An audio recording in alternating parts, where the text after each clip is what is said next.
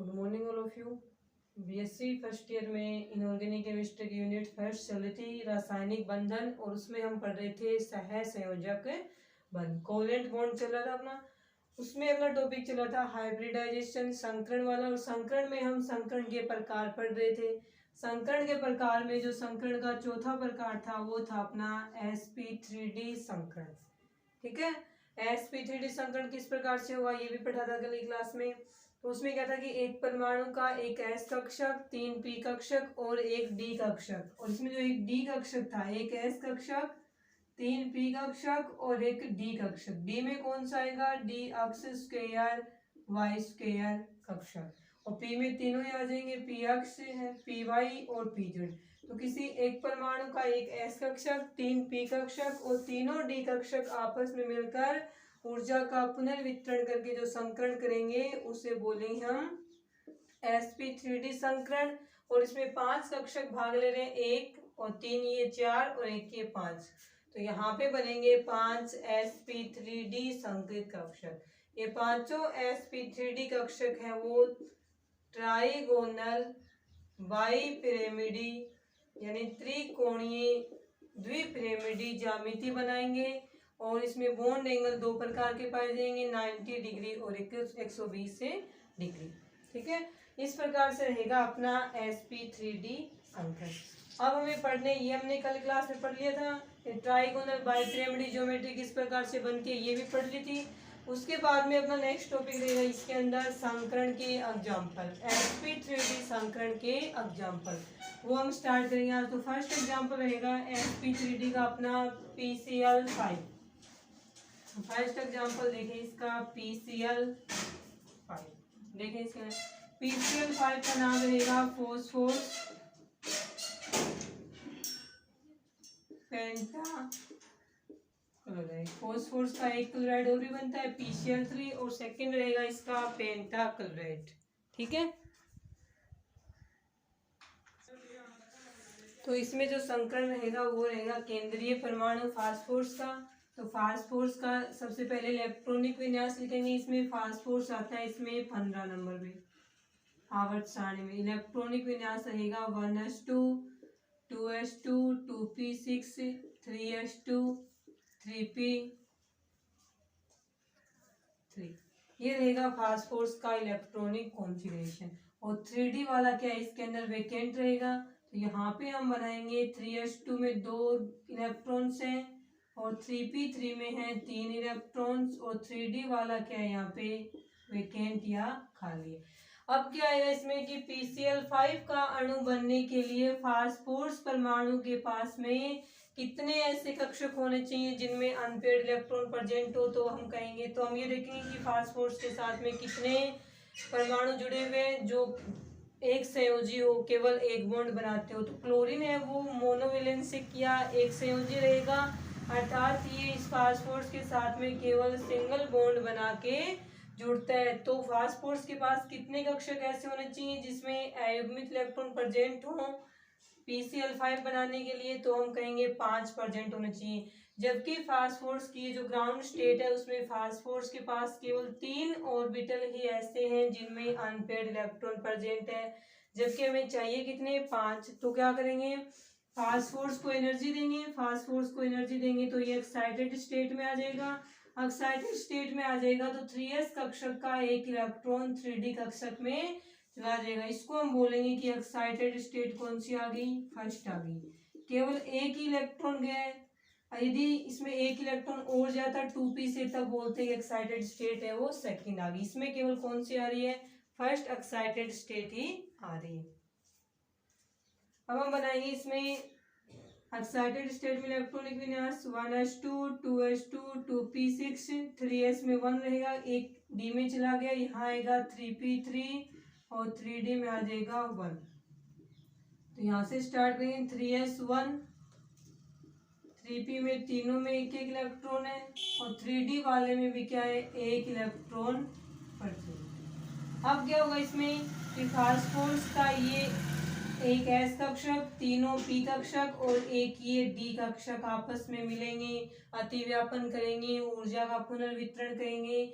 और ये जो डी कक्षक यहाँ पे होगा फास्फोरस का वो रहेगा d x square y square orbital. तो एक एस कक्षक, तीन पी कक्षक और एक डी कक्षक मिल रहे हैं, तो ये कौन सा संकरण करेंगे, sp3d संकरण करेंगे।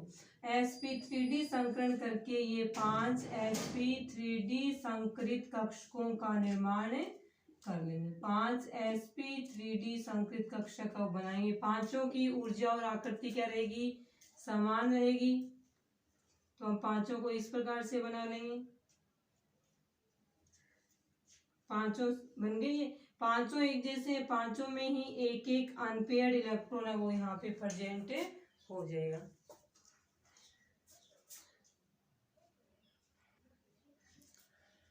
ठीक है, तो ये पांचों sp3d संकेत कक्षक बन गए, पांचों की एनर्जी सेम है। तो पांचों कौन सी ज्योमेट्री बनाएंगे, तो यहाँ पे हम लिखेंगे पांचों ट्राइगोनल बाई पिरामिडी ज्योमेट्री बना लेंगे। ठीक है, इतना देख लिया हमने। अब बाई पिरामिडी ज्योमेट्री और किस प्रकार से बनेगी देखें। ये रहेगा फास्फोरस 5 sp3d संकेत कक्षक बनेंगे।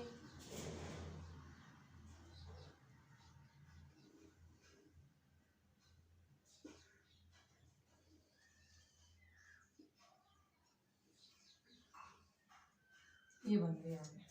ठीक है, यहाँ से तो हमने कर ही लिया ये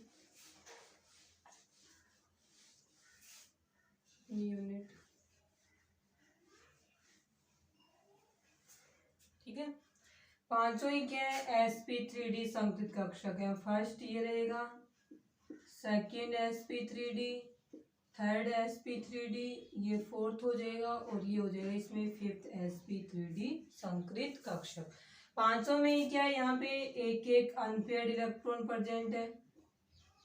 ये हो जाएगी इसकी ट्राइगोनल बाई पिरामिडी ज्योमेट्री। यहाँ से ट्राइगोनल बाई पिरामिडी ज्योमेट्री। अब क्या होगा, अब हम बात करते हैं कि PCl5 के अंदर फास्फोरस के साथ में 5 क्लोरीन परमाणु जुड़े हुए हैं। एक क्लोरीन को देख लें, पांचों क्लोरीन एक जैसे रहेंगे। तो क्लोरीन आता है पीरियोडिक टेबल में 17 पे, तो इलेक्ट्रॉनिक विन्यास बनेगा 1s2 2s2 2p6 3s2 3p5। तो 3p5 में ये जो 5 इलेक्ट्रॉन्स हैं वो इस प्रकार से प्रेजेंट हैं, px py और pz। तो पांचों क्लोरीन का वह p कक्षक जिसमें एक अनपेयर्ड इलेक्ट्रॉन या अयुग्मित इलेक्ट्रॉन उपस्थित होता है, वह p कक्षक फास्फोरस के पांचों sp3d कक्षकों से बारी बारी से क्या होगा, जुड़ेगा। 5 क्लोरीन है, पांचों क्लोरीन का पहले क्लोरीन का अयुग्मित इलेक्ट्रॉन का कक्षक यहाँ जुड़ेगा, दूसरे का यहाँ, तीसरे का यहाँ, चौथे का यहाँ और पांचवे का यहाँ पे जुड़ेगा। तब हम लिखेंगे फर्स्ट क्लोरीन के लिए कि पहले, अब पी कक्षक है तो पता ही अपने को इसकी डबल शेप रहेगी और इसमें क्या रहेगा, एक अनपेयर्ड इलेक्ट्रॉन है वो रहेगा। तो यहाँ से स्टार्ट करते हैं। फर्स्ट क्लोरीन का यहाँ पे जोड़ देंगे पी ऑर्बिटल्स जिसमें एक अनपेयर्ड इलेक्ट्रॉन प्रेजेंट है, वो इसके साथ अतिव्यापन करेगा और एक सिग्मा बॉन्ड का फॉर्मेशन हो जाएगा। ये था यहाँ पे क्लोरीन का 2p जड़ कक्षक। हम जड़ कक्षक मान रहे हैं, ये एक्स भी हो सकता है और ये वाई भी हो सकता है। इसी प्रकार से दूसरे क्लोरीन का सिग्मा बॉन्ड बना लिया, क्लोरीन 2p जड़। यहाँ वाले क्लोरीन का छोटा बना देंगे,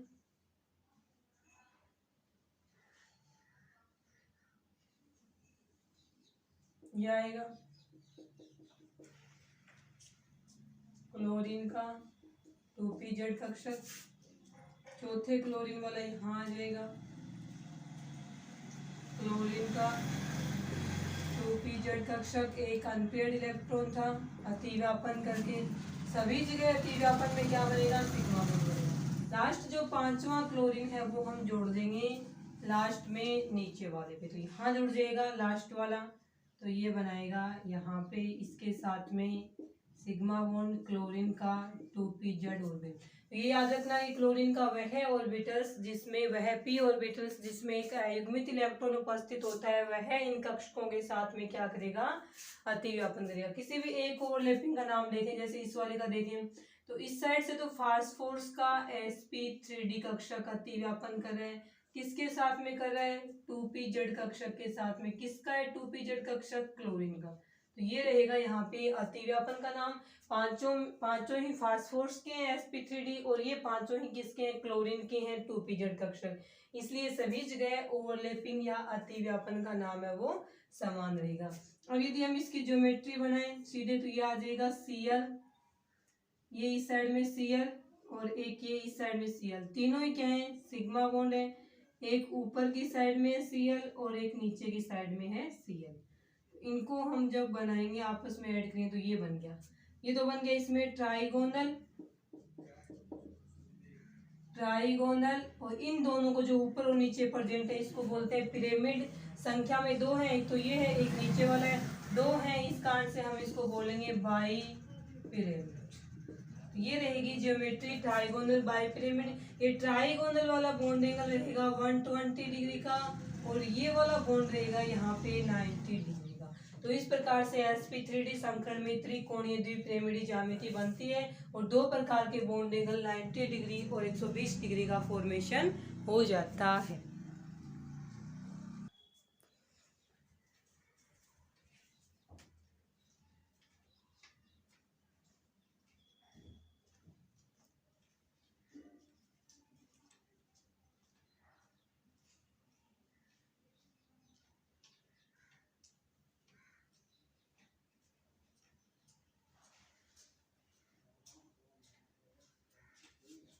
बना लिया होगा ये एग्जाम्पल sp3d संकरण का।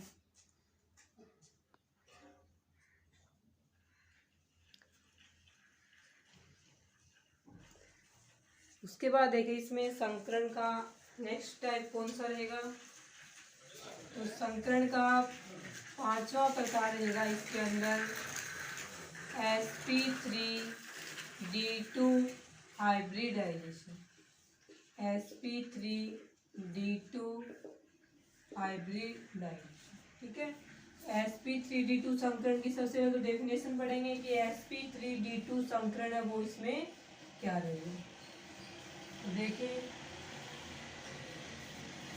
इसे कहेंगे हम कि एक परमाणु का एक s कक्षक प्लस में तीनों p कक्षक px, py और pz, तीनों p कक्षक, नहीं है, तीनों p कक्षक यानी px है, py है और pz है, और दो क्या रहेंगे इसमें d कक्षक। और जो दो d कक्षक होंगे इसके अंदर वो कौन कौन से रहेंगे, तो इसमें देखें आप जो दो d कक्षक हैं वो रहेंगे, एक तो होगा आपके dz², इसको z एक्सिस मान लेंगे, तब ये dz² इस प्रकार से बनेगा, और एक रहेगा आपके यहाँ पे dx² y², dx²y²। तो sp3d2 संकरण में जो दो d कक्षक हैं वो कौन से हैं, dz² और दूसरा रहेगा dx² y²। तो ये 6 कक्षक हो गए यहाँ पे।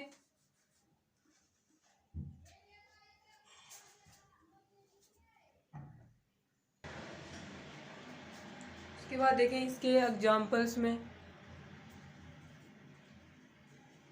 ठीक है, तो ये संकरण रहेगा यहाँ पे sp3d2 संकरण, और sp3d2 संकरण के द्वारा यहाँ पे 6 sp3d2 संकृत कक्षक है वो बनेंगे, 6 sp3d2 संकृत कक्षक बनेंगे। तो एक ये तीन और एक 4, और पांचवा ये और छठा ये 6 कक्षक संकरण में भाग ले रहे थे, तो बनने वाले संकृत कक्षकों की संख्या भी कितनी रहेगी, 6 ही रहेगी। और ये तो दो डी कक्षक है वो कौन से रहेंगे, dz² और dx² y²। sp3d संकरण में क्या था, केवल एक ही डी कक्षक था, वो कौन सा था, dx² y², जबकि d2 वाले संकरण में दो डी कक्षक है वो रहेंगे dz² और dx² y² कक्षक है वो रहेंगे। यहाँ पे जो 6 sp3d2 संकृत कक्षक बनेंगे, इन सभी की ऊर्जा, आकृति, आकार वो क्या रहेगा, समान रहेगा। तो ये 6 के 6 संकृत कक्षक त्रिविम में व्यवस्थित होकर के ऑक्टाहेड्रल ज्योमेट्री, जिसे हिंदी में बोलेंगे अष्टफलकीय ज्यामिति का निर्माण कर लेंगे, जिसमें बॉन्ड एंगल रहेगा 90 डिग्री। तो sp3d2 संकरण है, उसका बंध कोण रहेगा 90 डिग्री और उसकी ज्योमेट्री रहेगी अष्टफलकीय या ऑक्टाहेड्रल ज्योमेट्री। ऑक्टाहेड्रल या अष्टफलकीय ज्योमेट्री का एक नाम और भी है, वो नाम रहेगा, दूसरा नाम रहेगा इसका स्क्वायर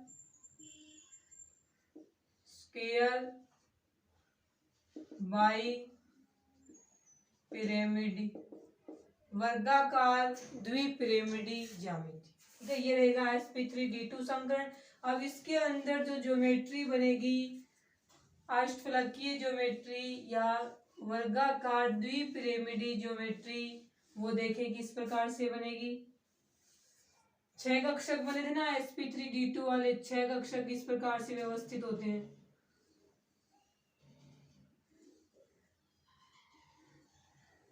बड़े छोटे बन गए,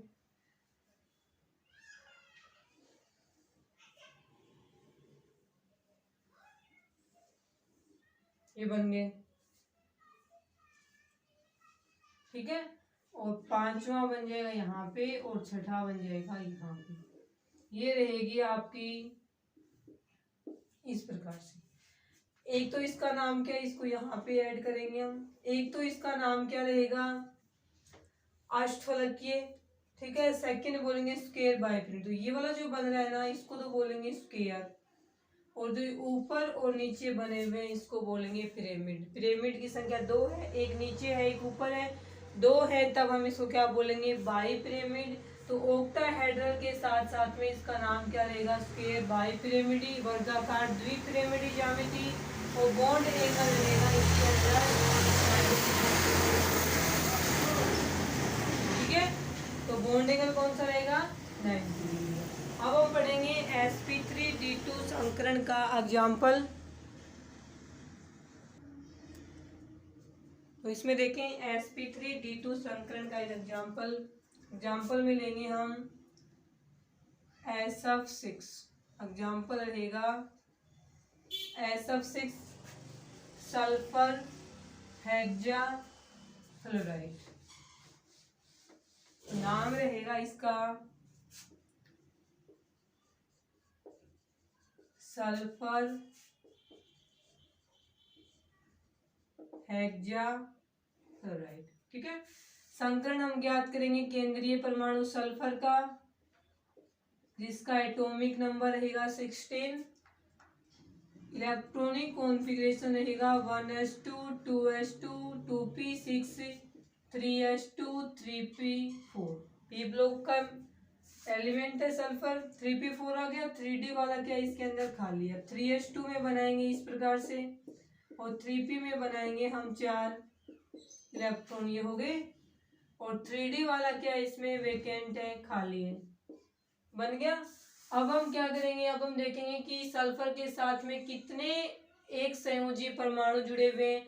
तो फ्लोरीन हेलोजन वर्ग का है, हेलोजन वर्ग के सभी एलिमेंट्स और इसके अलावा हाइड्रोजन, ये सभी क्या होते हैं, मोनोवैलेंसी, यानी सभी के साथ में अन्य तत्वों के साथ में ये केवल एक बॉन्ड बनाते हैं। तो फ्लोरीन यहाँ पे क्या हो जाएगा, मोनोवैलेंसी, क्या एक संयोजी हो जाएगा। तो SF6 का अणु बनाने के लिए सल्फर परमाणु को 6 कक्षक चाहिए। ऐसे 6 फ्लोरीन जुड़े हुए ना, तो 6 कक्षक ऐसे चाहिए जिनमें अनपेयर्ड इलेक्ट्रॉन प्रेजेंट हो। जबकि सल्फर की ग्राउंड स्टेट में, ओरिजिनल स्टेट में सल्फर के पास केवल 2 कक्षक ऐसे हैं जिनमें अनपेयर्ड इलेक्ट्रॉन प्रेजेंट है। चाहिए कितने, 6। तो सल्फर को हम क्या देंगे 6 बनाने के लिए, 6 अनपेयर्ड इलेक्ट्रॉन वाले कक्षक बनाने के लिए हम सल्फर को एनर्जी देंगे। तो सल्फर का ये वाला इलेक्ट्रॉन यहाँ से जाएगा 3d में, ऑक्साइडेड स्टेट फर्स्ट बन गई। अब भी कितने हो गए, 1 2 3 4, अभी भी 2 की कमी है। तब ये वाला कक्षक थोड़ी और ऊर्जा देंगे, तो ये वाला इलेक्ट्रॉन है वो 3s से निकल के 3d में जाएगा। पहले तो 3p वाला ही जाएगा, उसके बाद में 3s वाला जाएगा। तो 2 इलेक्ट्रॉन गए ना, तब हम बोलेंगे कि SF6 में सल्फर सेकेंड एक्साइटेड स्टेट में प्रेजेंट है। अब हम यहाँ पे सल्फर का एक्साइटेड स्टेट में इलेक्ट्रॉनिक कॉन्फ़िगरेशन लिखेंगे, तब ये लिखा जाएगा 1s2 2s2 2p6 3s1 3p3 और 3d1। 3s में 1 इलेक्ट्रॉन प्रेजेंट है, 3p में 3 इलेक्ट्रॉन प्रेजेंट है और 3d में 1 इलेक्ट्रॉन प्रेजेंट, सॉरी 2 इलेक्ट्रॉन। एक तो 3p वाला गया था, एक 3s वाला गया था। देखो अब अपने पास 6 ऑर्बिटल ऐसे हो गए जिनमें अनपेयर्ड इलेक्ट्रॉन प्रेजेंट है।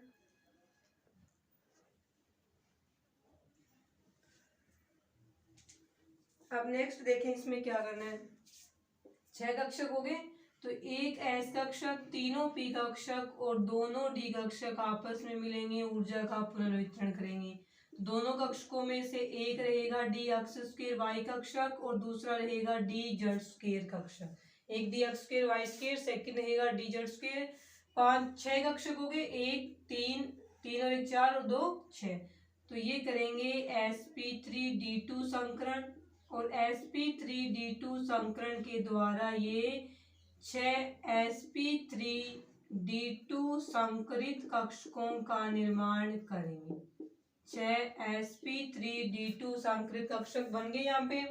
उसके बाद में जो 6 sp3d2 संकरित कक्षक बनेंगे, इन 6 में क्या होता है, 6 की ऊर्जा आकृति आकार समान रहेगा और 6 कक्षकों में एक एक अनपेयर्ड इलेक्ट्रॉन प्रेजेंट होता है।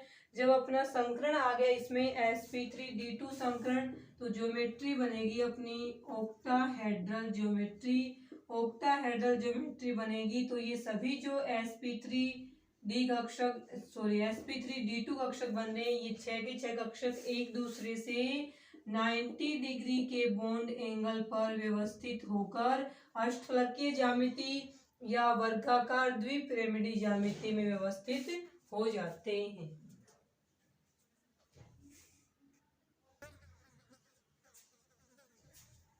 देखिए इसमें अब हम बनाएंगे सल्फर की।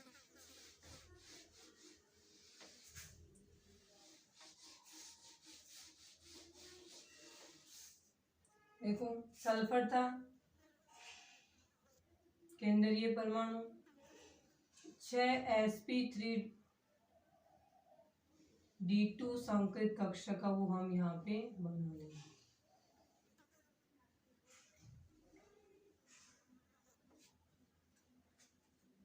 छोटा लग रहा है,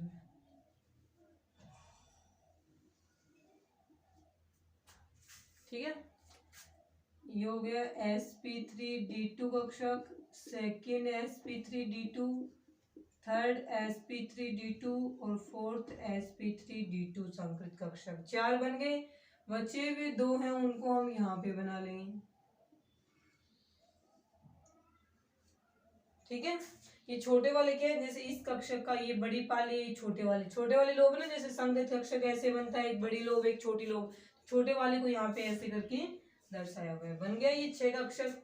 5वां sp3d संकरित कक्षक ये वाला बनेगा और छठा sp3d संकरित कक्षक है, सॉरी d2। 6 कक्षक बन गए और 6 कक्षक क्या है, एक जैसे हैं और 6 कक्षकों में क्या है, एक एक अनपेयर्ड इलेक्ट्रॉन है वो यहाँ पे प्रेजेंट है। अब देखें इसमें एग्जाम्पल SF6 में था, तो फ्लोरीन में क्या है, फ्लोरीन को देखेंगे, 6 के 6 फ्लोरीन एक जैसे हैं, हम केवल एक फ्लोरीन को देखेंगे। फ्लोरीन आएगा इसमें 9 नंबर पे, तो इसको लिखेंगे 1s2 2s2 2p5। 2p5 आ गया ना, यानी p कक्षक में क्या है, 5 इलेक्ट्रॉन प्रेजेंट है, px py और pz पांचों।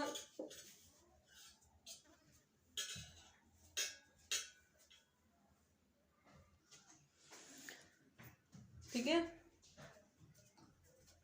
मतलब जो फ्लोरीन का वह p कक्षक जिसमें एक अनपेयर्ड इलेक्ट्रॉन प्रेजेंट है, वह p कक्षक सल्फर के sp3d2 संकरित कक्षक जिसमें एक अनपेयर्ड इलेक्ट्रॉन प्रेजेंट है उसके साथ में क्या करेगा, अतिव्यापन करेगा। तो pz कक्षक 6 फ्लोरीन थे S6 में, तो सभी फ्लोरीन का वह पी कक्षक जिसमें एक अनपेयर्ड इलेक्ट्रॉन प्रेजेंट है, तो 6 बारी बारी से यहाँ पे आके जुड़ेंगे। अब पी कक्षक की बात हो रही तो पी कक्षक क्या होता है, डबल शेप में होता है। तो यहाँ से जुड़ना स्टार्ट करेंगे हम, फर्स्ट वाला और छोटे बना देंगे इसको। फ्लोरीन का 2pz कक्षक अनपेयर्ड इलेक्ट्रॉन था, अतिव्यापन करेगा सिग्मा बॉन्ड। उसके बाद में सेकंड सल्फर का, फ्लोरीन का 2pz कक्षक एक अनपेयर्ड इलेक्ट्रॉन था, सिग्मा बॉन्ड। फ्लोरीन का 2pz कक्षक जिसमें एक अनपेयर्ड इलेक्ट्रॉन है, सिग्मा बॉन्ड। फ्लोरीन का 2pz कक्षक जिसमें एक अनपेयर्ड इलेक्ट्रॉन प्रेजेंट है, सिग्मा बॉन्ड। 4 फ्लोरीन जुड़ गए। 5वें फ्लोरीन का 2pz कक्षक जिसमें एक अनपेयर्ड इलेक्ट्रॉन है, जुड़ेगा, सिग्मा बॉन्ड बनाएगा। और छठे फ्लोरीन का, थोड़ा छोटा बना दिए इसको, ऊपर जगह नहीं है, सिग्मा बॉन्ड 2pz बन गया। अब यहाँ पे ये इस प्रकार से जुड़ जाएंगे। ये रहेगी आपकी ऑक्टाहेड्रल ज्योमेट्री या स्क्वायर बाइपिरामिडी ज्योमेट्री। ठीक है, इसको हम बनाएंगे तो क्या किस प्रकार से बनेगा। ये सल्फर, ये एक वर्ग स्क्वायर के अंदर 4 फ्लोरीन जुड़े हुए हैं, और ये कि यहाँ से फ्लोरीन है और नेक्स्ट वाला फ्लोरीन है ये यहाँ से है। ठीक है, इनको हम इस प्रकार से भी यहाँ पे जोड़ देंगे। आगे समझ में। तो ये रहेगी आपकी ऑक्टाहेड्रल यानी अष्टफलकीय ज्यामिति, और उसके साथ में ही हम इसको क्या बोल देंगे, ये तो स्क्वायर बन रहा है तो स्क्वायर को हम क्या बोलेंगे, स्क्वायर। और ये दोनों जो ऊपर और नीचे लिखे हुए ये क्या है, पिरामिड है, संख्या 2 है, तब हम इसको क्या बोलेंगे, स्क्वायर बाई पिरामिडी ज्योमेट्री। और यहाँ पे जो बॉन्ड एंगल रहेगा, प्रत्येक बॉन्ड एंगल यहाँ पे क्या रहेगा, 90 डिग्री का रहेगा। ये था sp3d2 संकरण का एग्जाम्पल SF6। ठीक है, आज के लिए इतना ही। इसके बाद का जो नेक्स्ट टॉपिक है वो हम नेक्स्ट क्लास में करेंगे।